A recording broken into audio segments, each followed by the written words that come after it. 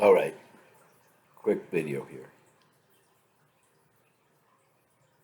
Remember, I'm the one who spent 20 years in a full gospel church, sitting in the pew, listening to what I thought very spiritual men speak about what God has revealed to them and He had in store for everyone in that church.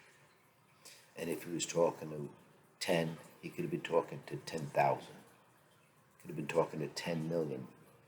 The guy behind the pulpit or behind the camera is so spiritual that God has revealed to him his plan for multitudes. It's an unbelievable measure of faith and spirituality that this guy would have the words to speak, God's words to speak to each and every person in the audience, 10 to 10 million. And guess what? He believed it. And for 20 plus years, I believed it. He had the authority, although he said he had the authority to speak to multitudes.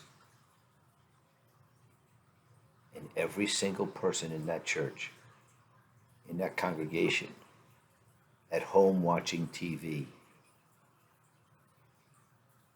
or live broadcasts, possibly, 40 years ago, 35 years ago, believed it.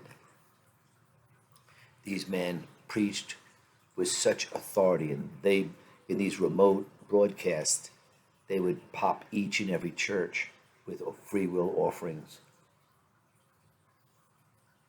People in his congregation were given diamond rings, stripping them off their hands and their engagement rings and giving to the preacher, man. They were so caught up in this whirlwind of enthusiasm, but it wasn't the Spirit of God, because God never spoke to that person to reveal himself to them to do such a thing. These preachers have since, many multitudes of them, have fallen away from the faith.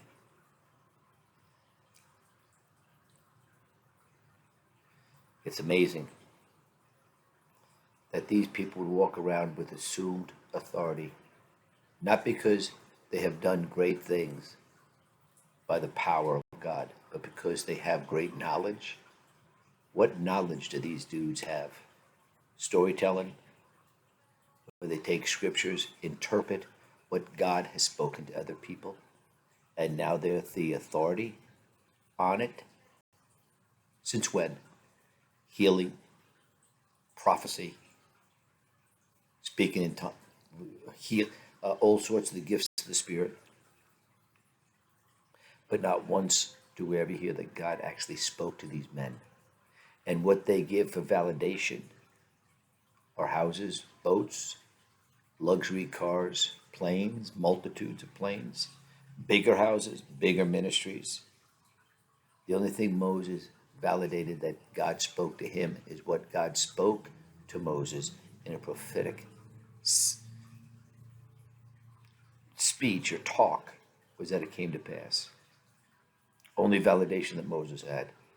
He didn't talk and then assume 20 other wise, knowledgeable phrases or statements behind it to validate what he said or stated. When God spoke to Moses, what God spoke in a prophetic mode, and that's what God speaks, because the difference between what he speaks and our conscience is what he says to us will come to pass. And if God hasn't spoken to you, then he's a liar. When he sent his son vain then. God has spoken to you because that's why he sent his son. He sent his son to speak to each and every one of us individually. And I know you've heard from God individually. You're not looking for a preacher or prophet, are you, to tell you what God said? God sent his son to die on the cross to talk to you in a vision, in a dream. There was a situation where I was in a church, in a bookstore when I just got married, and we have history of being in the spiritualism, in the Chinese numbers and fortune tellings, Ouija boards, necromancy. So I walked up to a table in this huge auditorium, picked up a book that had SAT, with all the books. I walked up to one table, picked up this book, and the title was SATAN. First got married. I must have been 21 or 22. And I picked it up, SATAN, I opened it up and I read the first line. And the first line said that it had made the assumption that by Satan's power, Jesus Christ was drawn into the wilderness. No. A man next to me, young, about my height, dressed in fatigues, wonderfully shaven, about my height, took the book from my hand, and as he took the book, he said, "You ought not to be reading stuff like this, these things." Put the book down, and I looked like I was punched in the head. I was just stunned. And everywhere I went in that huge auditorium, that man was 2 or 3 tables away from me. Walk to the left, walk to the right, the back. He was 2 feet, 2 tables, 3 tables. He was always where I could see him. For some reason, he knew I wasn't going to come up and talk to him and say, "What happened here? I mean, do you know me? What is the essence of why you said that to me?" When I walked out, I don't know how many minutes later, there was hedges in the walkway. When I stepped out the door, I stepped about 15 steps. He was right behind me. I turned around, he wasn't there. So that was my very first experience with not a person, but an angel talking to me, warning that I should stay away from the occult. And I know each and every one of you have similar instances where somebody maybe frightened you, maybe said something to you that has stuck in your mind. It won't come from another man.